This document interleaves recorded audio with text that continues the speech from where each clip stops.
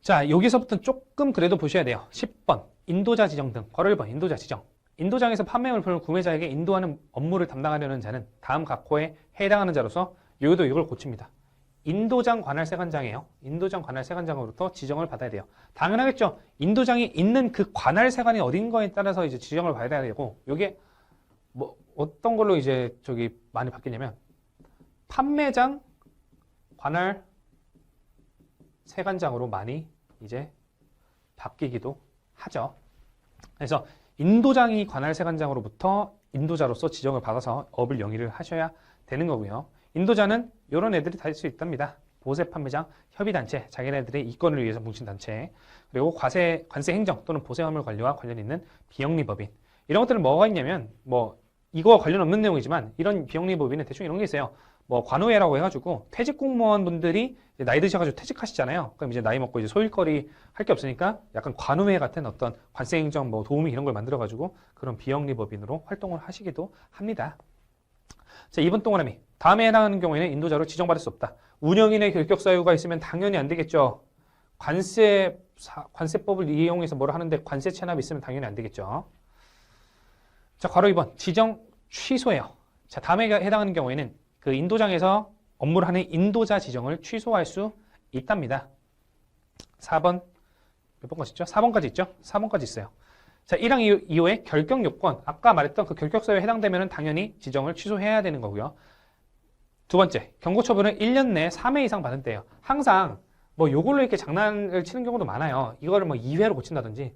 항상 경고는 3회까지 봐줘요. 우리 축구처럼 2번 누적됐다고 퇴장시키는 게 아니라 관세법에서는 조금 인정이 있습니다. 경고 처분은 항상 3번까지는 봐준다, 전반적으로. 라고 이해를 하시면 어떤 경고 처분을 문제가 나오더라도 경고 처분 3회, 경고 처분 3회 이렇게 매칭을 시키면 돼요.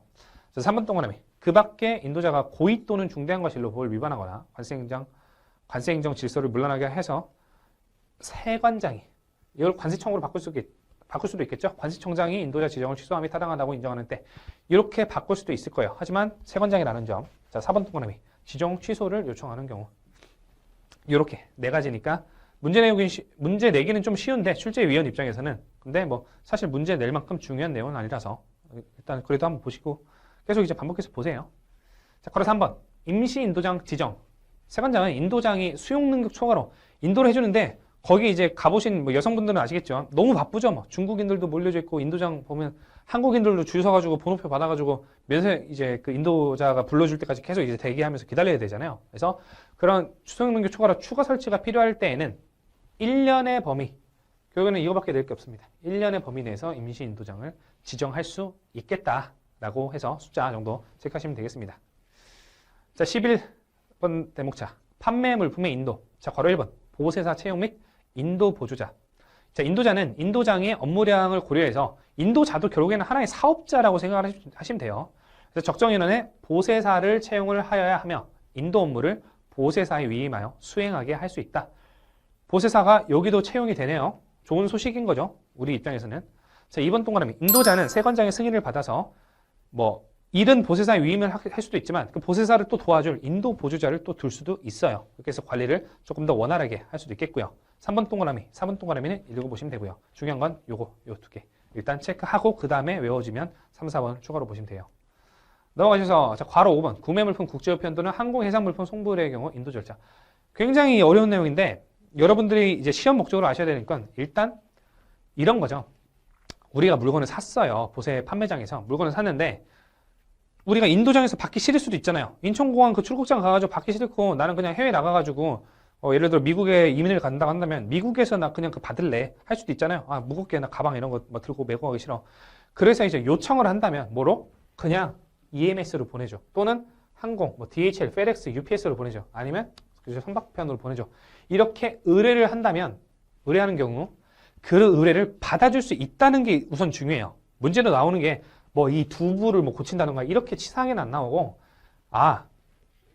그 구매 물품을 현장 인도를 안 하더라도 그냥 외국에 나가서 살아더라도 저는 국제우편 항공 해상화물로 내가 물건을 받을 수 있게 하는 제도도 있구나. 그렇게 해서 일단 출제되는 게 한 번 있었어요. 그래서 추가적으로 보시면 그렇게 할 수 있고, 뭐, 여기는 이제 그냥 방법이죠. 송부을에서 중 함부로 구매자에게 블라블라블라 해가지고 어떻게 한다. 그거 전에 일단 이 제도가 있다는 게 우선 시험 목적상으로는 중요합니다. 현장인도 안 해도 우편으로도 받을 수 있고, 외국에서 항공으로도, 그리고 해상으로도 받을 수 있구나를 이해하신 다음에 추가적으로 더 공부하실 분들은 공부하시면 됩니다. 자, 이번 동그라미. 보세운송 시에는 국제우편 또는 항공해상을 송부을에서 블라블라 해서 얘도 이제 도착지 세관공문에 확인을 받아 운영인이 보관해야 된다. 물론 시험 목적상으로는 안 중요해요. 안 중요하지만 공부하실 때, 혼자 공부하실 때는 시험이 뭐가 나올지 모르잖아요. 제 수업 이제 듣고 이제 혼자 공부하실 때는 계속 이제 헷갈리니까 그래도 이런 제도는 어떤 게 중요하다 정도만 제가 짚어드리는 거예요. 시험 목적상으로는 별로 중요하지 않습니다.